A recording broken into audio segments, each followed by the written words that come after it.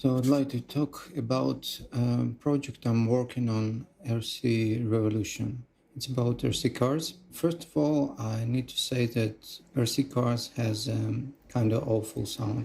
I mean, it's really annoying, like a drill and hair cutter put together. I mean, electric RC cars. So, and when you drive such car outside in some parks, it's okay.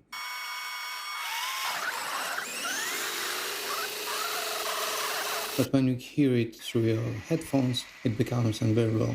So one of my experiments was about to make the sound less annoying. I bought some RC Bugger library from Sonis. There are good sounds, but there are no loops of the engine with permanent RPM, which I need for my situation. And I tried to make them using those files, but I didn't like the result. So I recorded my hair cutter, but it has a very high pitched sound even for a small car.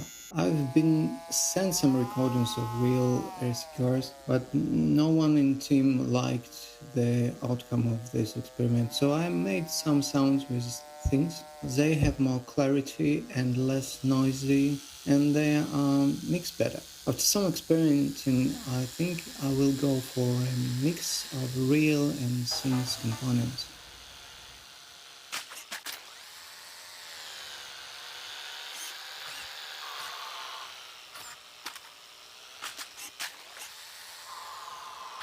Okay, next thing I want to talk about the difference of engine sound for cars driven by controller and keyboard. So for a car driven by keyboard, we should imitate player input based on car speed or RPM of wheels or engine. Because the keyboard and mouse has only three states: press down, hold and release. So as an imitation of a car physics, the player presses a forward button and the car slowly gets to drive faster, which is not like how a real car works. So we should imitate a loud engine on start and after maneuvers, and to give the player understanding if there is some kind of change in the speed when he's holding a forward button. There are endless ways to do this, but for now I'm trying to build everything that is possible in Fmod. There will be no necessity, as I hope, to use animation curve in Unity to control sound.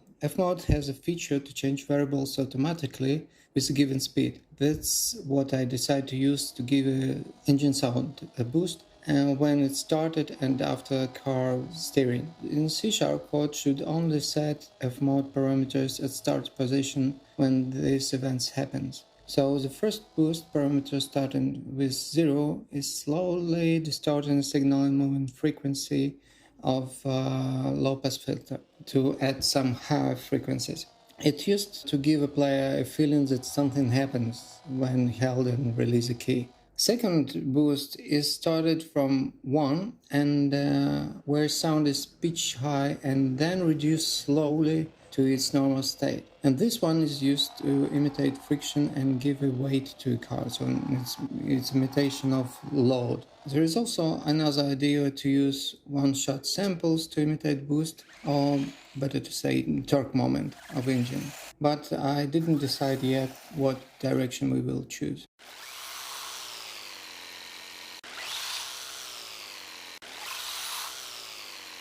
And controllers have the ability to send different values. That is why we should set up an audio system for them in a different way. Because using a controller, we can register a speed of a change in its value to control sound of a loud engine state, and we shouldn't imitate it.